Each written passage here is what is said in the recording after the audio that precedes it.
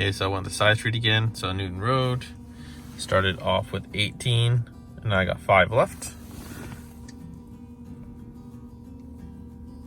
So it took me 25 minutes. It's 8.8 miles. Alright, hi guys. So I'm in the Panamera. You can see little sports crest. Okay, so I've had this for about, I think, almost 2 months. And I actually really like it. It's got air suspension.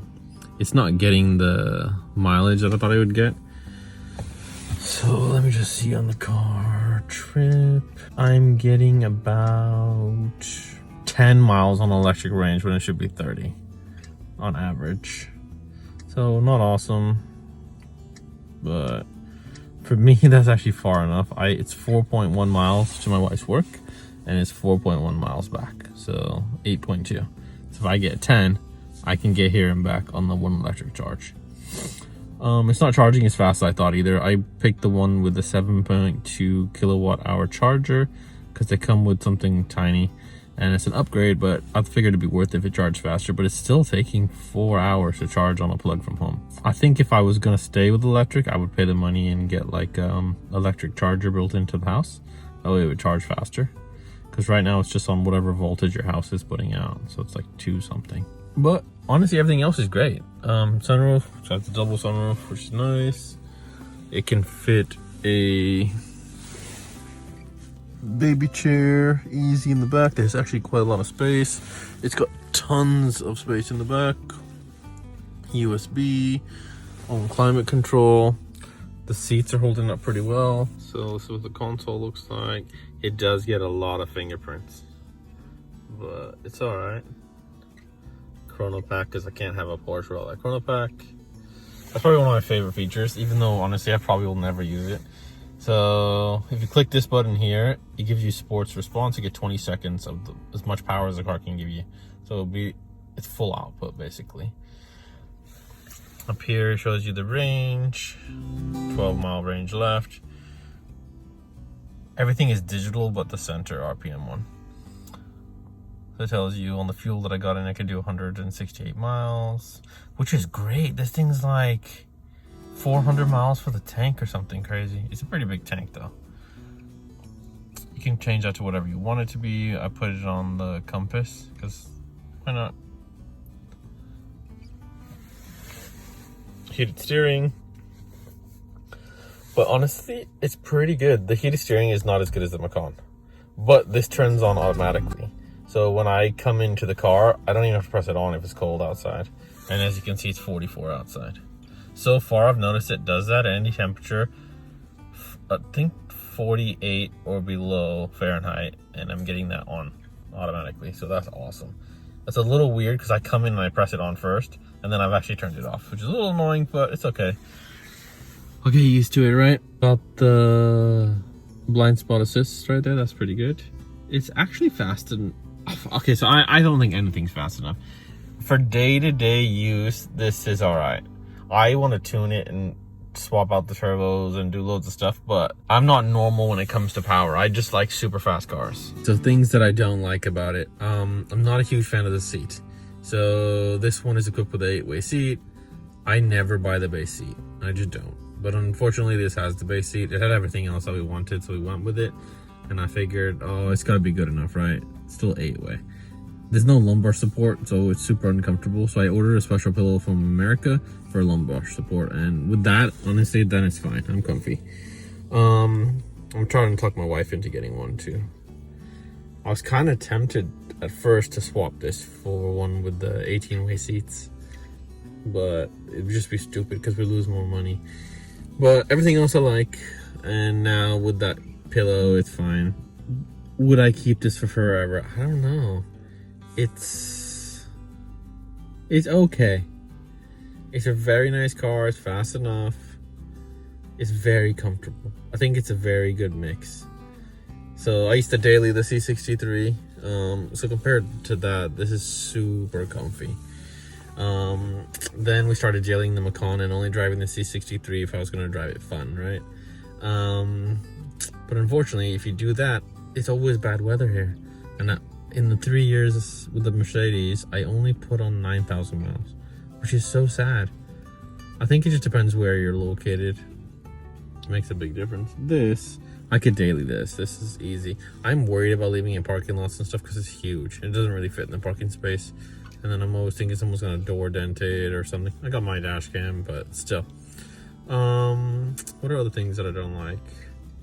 The fingerprints on the console, that bugs me. So every time I have to clean it. It could sound better, but that's just emissions regulations now. The EU emissions, they put so many catalytic. It's like I think it's got 2 or 3 cats on it. So you could, aftermarket exhaust, you can fix it, but they're very strict on the regulations. So I don't want to like not make it past for emissions. I don't think anything else. Everything else is really good. It's comfy. I wish the heated steering was a little hotter, but that's fine. The seats are super hot, and they just stay at full, so it will literally burn your ass, which is great. I put it on for like maybe a minute and then I lower it. My wife will just literally just run it. It's crazy. So this is a lot of people complain about this. They don't like the volume switch to be right there. They think that would be a better volume switch, but I disagree with them. Honestly, after having it for 2 months, I love the volume being there, because if you're driving the car and you just blindly reach over here, it's right there to your middle finger. So I would have to like look around to find that button, but this, I just literally reach for the shifter and I can find that knob, which is perfect. And it's the same as the emergency or hazard lights. It's easily located. This stuff is all touch. Individual mode, circulate the air, heated seats, auto. This is easy. So the temperature control is actually pretty good because I can do without looking at it. And everything else has got a quick button. This is another vent. So if you want to turn it on, you just got to climb it there, and then vent, and then I got it off. It's fine for us without it even being on, but like if you wanted to turn it on, you totally could. And let's see, vent, air.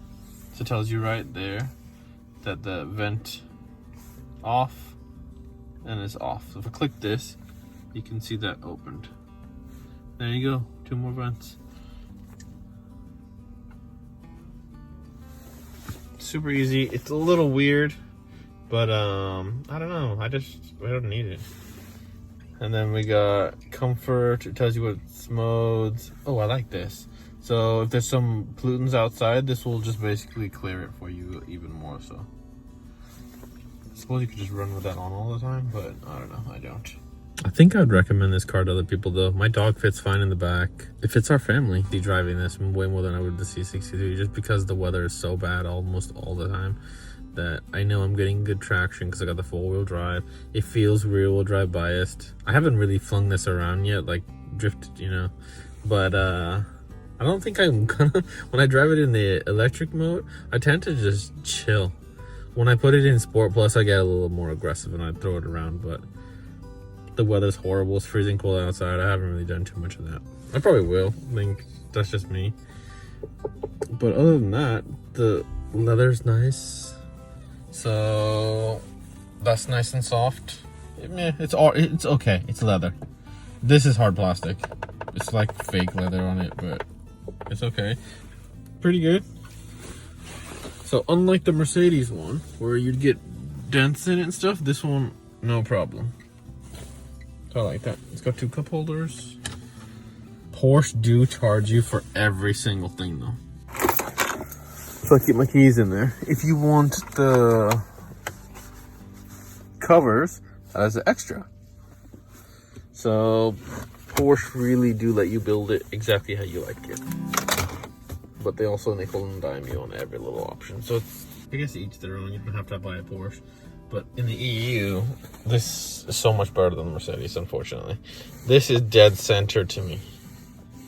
So I love that. I would love to have another Mercedes, but the fact that the steering is off-centered just irritates me so much. So the Porsche stereos are just okay. In the Macan, we had the upgraded sound system Bose. They give you 2 options. I went with the Bose in both just because I'm used to the Harman Kardon and the Mercedes, and I know I don't like the basic stereo.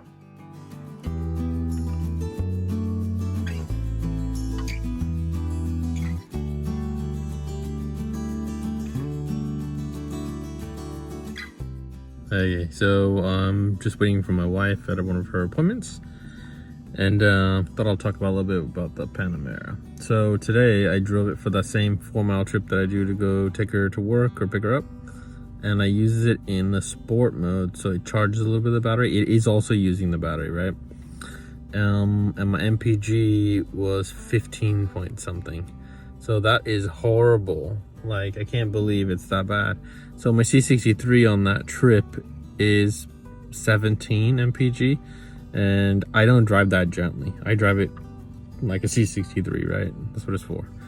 I downshift and I have fun. And this, I was just driving it fairly normal. For it to only get 15 is pretty bad. What else? If you can hear the humming, that's that electric motor on this car. I'm having really bad allergies today, so my eyes might look a little watery. Yeah, I still like it. I got to use the Sports Plus mode today. I had to go to this appointment, and then there's just, the roads are so tiny, you really have to rip it if you want to get through little gaps. So that was fun. I'm in a parking garage now, and it was hard to get it in here. It's just so damn long. So since I used the sports response button and Sport Plus today, I've realized the seats really do not hold you in whatsoever. So even slightly, you can tell it's not holding me in at all. There's too much gap here on the bolsters. So I can literally slide around, which I really don't like. So it probably won't be a car that we keep for forever. Maybe like a 6 month, maybe a year. Probably get something different, but who knows, right? The rest of the stuff we like, and when I drive it nice and slowly, it is nice. But if pushed, it's a sports car still, but it's not the C63. And you can also feel the weight of the batteries. Like when you brake hard, it feels like a lot of girth. Even when you remaneuver it and stuff, you can really feel the difference between the hybrid and the non-hybrids. So I think if someone wanted the sporty one, don't get a hybrid one. They're just too heavy. I like the performance of it. For us, it's just what made sense. The hybrid, we can go to work and back on just a charge, which makes this very cost effective, because it's about £1.60 to £1.80 for a full charge from home, and that will get you anywhere from maybe like 17 miles max, I would say. Right now it's pretty cold, so we're getting maybe like 11, 12, maybe a little bit over that, but when it's hotter, it should go a little further. And fuel is pretty expensive. Fuel is like £1.34 a liter, so 4.5 liters in a gallon, so it's pretty expensive. And this is like I think it's a 75 liter tank maybe, or 80 liter tank, so do the math, it's pretty expensive for a tank. And the fact that we can do so many miles, I've done 400 and something miles on it, and all on electric, so that's good for the environment. And honestly, it's start stop traffic, and our average speeds are like 18 mile per hour and a max of 30. So realistically, for that, that's the reason we picked this kind of car. We wanted to be a little better on the environment, because we're talking the C63, even though it doesn't produce too much pollutants, it's just that it is eating the fuel. Okay, so I prefer the car in a full electric mode. You can either run it in like E, there's a H, there's a S, and there's a S plus. So E just feels better because it just stays in electric. Unless you punch it, and then it's gonna go into using both. Hybrid, even though a lot of people are gonna say they like hybrid, I don't like it. I can't modulate the pedal enough to keep it in electric mode. It just feels like it's just randomly puts on the engine. And once the engine's on, I don't like it to just be turned off right away, because I know it's not that great for it. I'm gonna make sure there's no like carbon deposits or anything because of that, or I want to make sure it's heating up and having time to cool the turbos. So I just use it in E, or I use it in sports. That way it's just the best for me. I can modulate the throttle if I need the engine to turn on electric mode, and in sport, obviously it's just using both, so I wouldn't need it just being hybrid.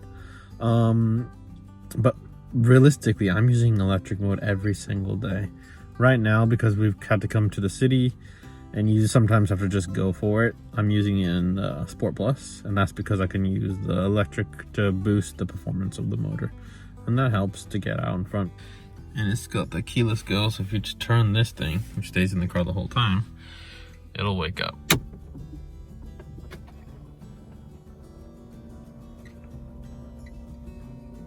That engine symbol will go away right there if I turn the key all the way. I just didn't turn it all the way because I'm not actually going to move the car.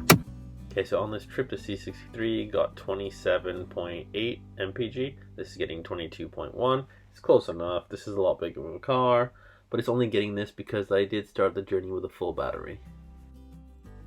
So you have the budget for one car and need something that can do everything SUV can do, more or less, and it's still a fun, sporty car to drive. I'd recommend the Panamera Sport Turismo e-hybrid. We're helping the planet because we're using mostly electric charge rather than the fuel. When I want to give it a good rip, it is fast enough. It does 0 to 60 in like 4 something. It's kind of fun to drive. It's comfy for the family. The dog fits and get my mountain bike in it. The kids will fit in the back easy and comfy. I give it a 6 out of 10. They're fairly expensive for what it is, but nowadays cars are actually getting very expensive anyways. Please subscribe and like our videos. On Mondays we're going to try and do a dog video. On Tuesdays we do a food video. On Wednesdays we do either a car or a travel video. Thursdays we do a workout video. Thanks for watching and see you next time.